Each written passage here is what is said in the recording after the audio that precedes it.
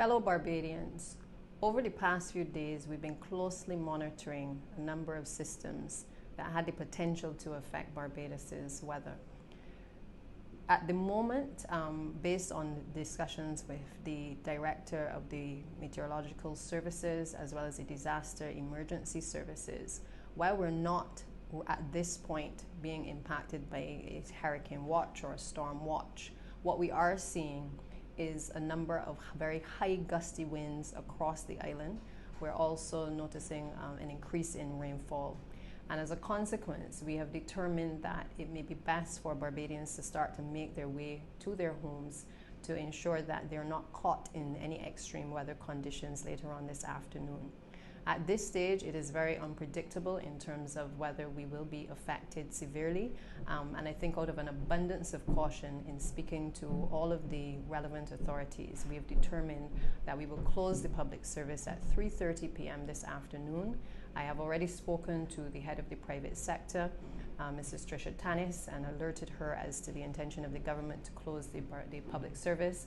And I believe the private sector will also follow suit in relation to ensuring that persons are able to get home safely this evening.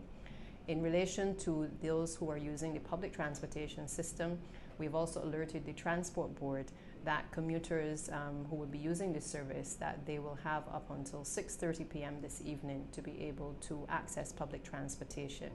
At this stage, this is not a cause for panic, but we certainly believe that given the events of last year with Hurricane Elsa and the unpredictability of our freak storms and certainly the change in the climate, that it is important that we ask Barbadians to prepare.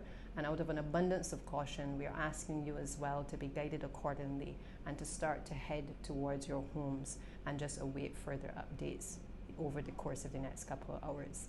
It is anticipated that during the night conditions may worsen, and therefore again we're asking you pretty much to just ensure that you have bottled water caught around your home, and just to make sure that you secure your personal possessions at this point in time.